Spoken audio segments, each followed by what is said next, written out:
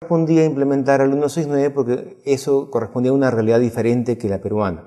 Comenzando por ahí, el tribunal cautela los derechos de los pueblos indígenas, que son en su mayoría perfectamente localizables y están identificados totalmente tanto en la selva como en la sierra. Ahora bien, existiendo el derecho de consulta, el tribunal ha establecido de que hay distintos niveles para ejercer la consulta, que es responsabilidad eminentemente del Estado, no de la empresa privada. Por tanto, en la etapa de exploración, el nivel de consulta es más tenue, se exigen menos requisitos, menos intensidad que en la etapa, cuando se va a iniciar la etapa de exploración, donde ya se exige no solamente información, no solamente el consentimiento general, sino también un conjunto de requisitos que se combinan con los requisitos establecidos por el Ministerio de Energía y Minas y el Ministerio de Ambiente en cuanto a impacto ambiental e impacto social. Entonces ya es una esfera de protección en favor de los recursos como el agua, la selva, recursos extractivos que son propios de la vida normal y ancestral de estos pueblos.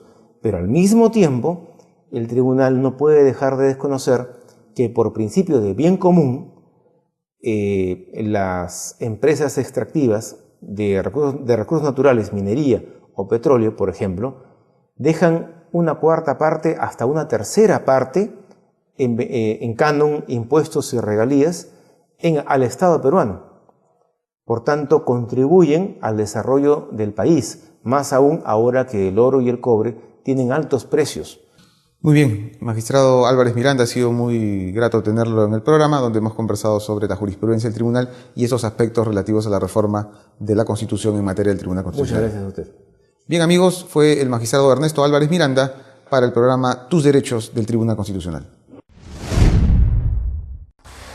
Amigos, sigan en nuestra sintonía. Regresamos después de la pausa. ¿Sabías que? El Tribunal Constitucional ha determinado en uniforme jurisprudencia que el proceso de amparo constituye una forma de protección procesal adecuada contra el despido lesivo de derechos fundamentales.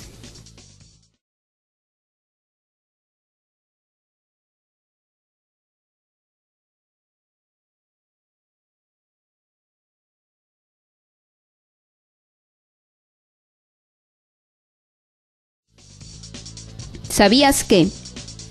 El artículo 1 del texto único ordenado de la Ley de Compensación por Tiempo de Servicios establece que la compensación por tiempo de servicios tiene la calidad de beneficio social de previsión de las contingencias que origina el cese en el trabajo y de promoción del trabajador y su familia. A continuación, la entrevista al doctor Fernando Calle, magistrado del Tribunal Constitucional, quien nos comenta la sentencia referida a los beneficios sociales, al caso Acomarca, entre otras sentencias importantes. Bienvenidos, amigos, a una edición más de nuestro programa Tus Derechos. En esta oportunidad nos encontramos con el doctor Fernando Calle Allén, magistrado del Tribunal Constitucional, con quien dialogaremos sobre algunos aspectos relativos a los últimos fallos que ha dictado el Tribunal Constitucional. Bienvenido a nuestro programa, doctor Calle. Muchas gracias por la invitación. Es un honor compartir en este programa generado por el Tribunal y que creo que está cumpliendo una labor muy importante justamente en difundir los derechos de los ciudadanos. De acuerdo a la jurisprudencia laboral, un trabajador que cobraba sus beneficios sociales no podía acudir al amparo. Es cierto, y esto tiene para los televidentes y para los miles, creo, 7.000, 8.000 ciudadanos que han visitado y me han honrado en mi despacho desde que ingresé al tribunal, y yo recogía y mis primeros fallos me encontré con esa novedad, Francisco, con que la resolución venía muy breve y decía, teniendo en consideración que el litigante, el ciudadano, ha cobrado sus beneficios sociales, ¿no?, roto el vínculo laboral, improcedente. Entonces me hice una inquietud y decía, yo he venido al tribunal, no soy ministro de Trabajo, este es un tema constitucional. Mi preocupación era saber si, vamos a ver el fondo, si fue arbitraria, si fue la despedida sin causal, si en realidad había un abuso y una infracción a la Constitución. Entonces, con la humildad que uno tiene, empecé a hacer mis votitos singulares, ¿no?, pensando y fui mejorándolo, y en el camino fui teniendo la compañía honrosa de algunos magistrados, hasta que pudimos lograr mejorar naturalmente lo que inicialmente había planteado con esa simpleza de decir nuestra preocupación es el tema eminentemente constitucional, sino que también sumamos y dijimos la interpretación. Al fin y al cabo los beneficios sociales, el televidente dirá, ¿qué cosa es? No es sino el fruto del propio dinero del trabajador, es su aporte, hoy le llaman CTS y hay otros mecanismos. Entonces, si es su propio recurso, y veíamos en carne propia que al tribunal llegaban después de 2, 3 años de haber estado en el Poder Judicial, si no es más en algunos casos, indudablemente la pregunta inicial es, despedido arbitrariamente, supongamos que fuera así, ¿este trabajador qué hace? ¿A qué se dedica? Tiene que vivir de algo inicialmente mientras busca un trabajo, en fin, una cosa transitoria, porque está en litigio para que le reconozcan y puedan, si se acredita el abuso del despido, reponerlo. Entonces, si es su propio dinero y hay una crisis y tiene además el sustento, muchas veces hubieron decretos y algunos decretos legislativos y ocurrentemente se decía, dispóngase el 30% de la CTS por una cuestión de Navidad o de emergencia, dispóngase tanto por ciento. Entonces ya había un espíritu también, si te permitían disponer de lo tuyo, nosotros dijimos, no, pues no es justo.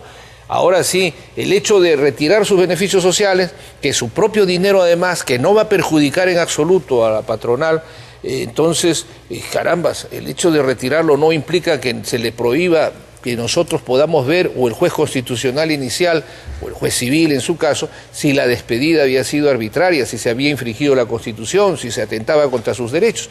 Y eso nos llevó, creo yo, a un consenso feliz, en el que por sentencia unánime, y vinculante, además, hemos precisado que el trabajador que cobre sus beneficios sociales en el caso de un despido y pretenda lograr justicia por una reposición, queda claro que no es impedimento para que lo haga. Otro tema muy interesante que ha desarrollado el tribunal es en los habeas corpus planteados por personas procesadas por narcotráfico. Si bien es cierto, el habeas corpus es un mecanismo protector de la libertad, los casos de narcotráfico, algunos casos son muy complejos, ¿no? Hay bandas, organizaciones internacionales, pero también hay otros que son más sencillos, donde es el paquetero, el reducidor, ¿no? Que vende.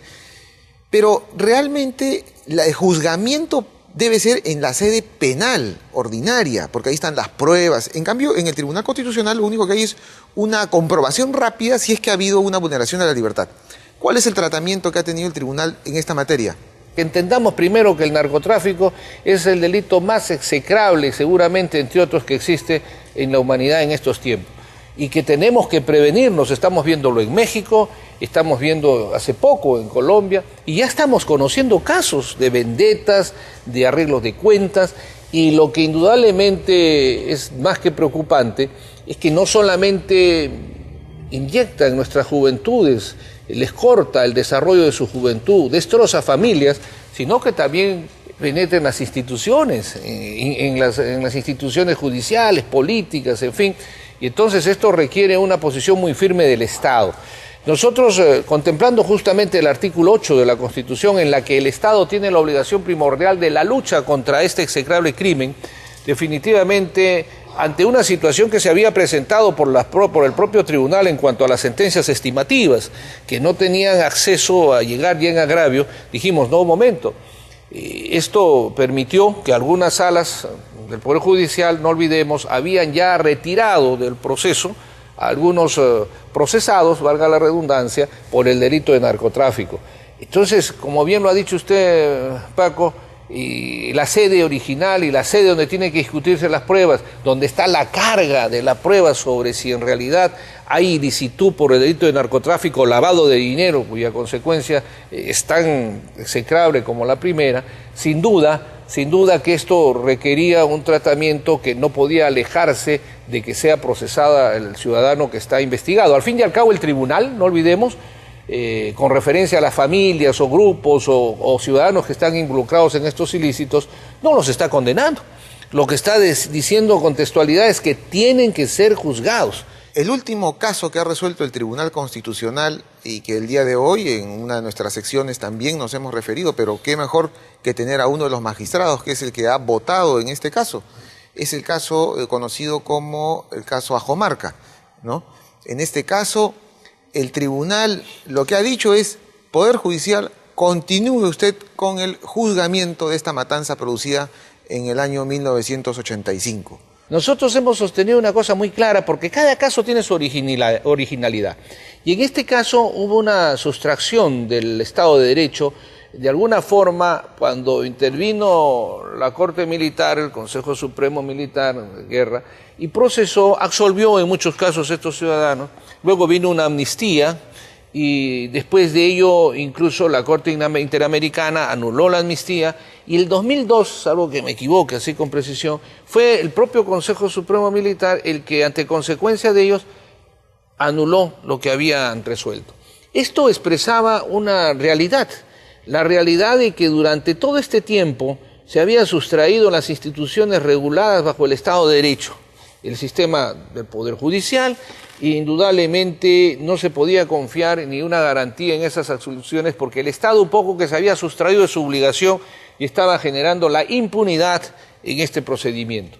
Entonces nosotros, además, releyendo un poco las normas de la Constitución desde 1823 y fundamentalmente 33, 79 y 93, y las propias deliberaciones en la Organización de Estados Americanos, la Declaración Universal de Derechos Humanos, de Derechos Civiles y Políticos, ha habido una tendencia universal en la lucha contra las dictaduras, mi querido Francisco, en las cuales se ha señalado muchas veces: después de una dictadura, los gobiernos democráticos instalados no están obligados a reconocer las obligaciones económicas generadas por gobiernos de facto. Entonces, si eso lo dice la interpretación internacional, el derecho y una lógica democrática, que no haya sucedido no es materia de esta entrevista.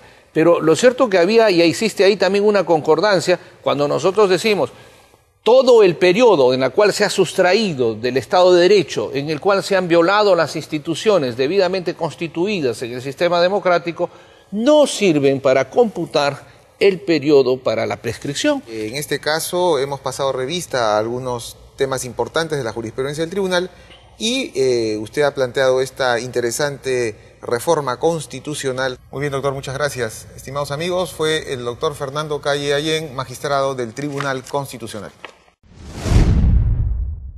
Esta semana nos han llegado las siguientes publicaciones. Plan Intersindical para las Migraciones Laborales. Gilmer Alarcón Requejo, colaborador externo de la Organización Internacional de Trabajo, realizó la coordinación técnica del proceso de elaboración de esta publicación, la cual aborda el fenómeno de las migraciones laborales con orientaciones prácticas y estrategias para el desarrollo y a prevenir las violaciones de derechos. Comentarios a la Ley Orgánica del Tribunal Constitucional. Bajo la dirección de Juan José González Rivas, esta obra desarrolla la organización y funciones del Tribunal Constitucional Español, así como la función de sus magistrados, entre otros interesantes temas. Bien amigos, esto fue todo por hoy. Esperamos que el programa haya sido de su agrado. Para comunicarse con nosotros, escríbanos al correo electrónico que aparece en pantalla. Nos vemos la próxima semana.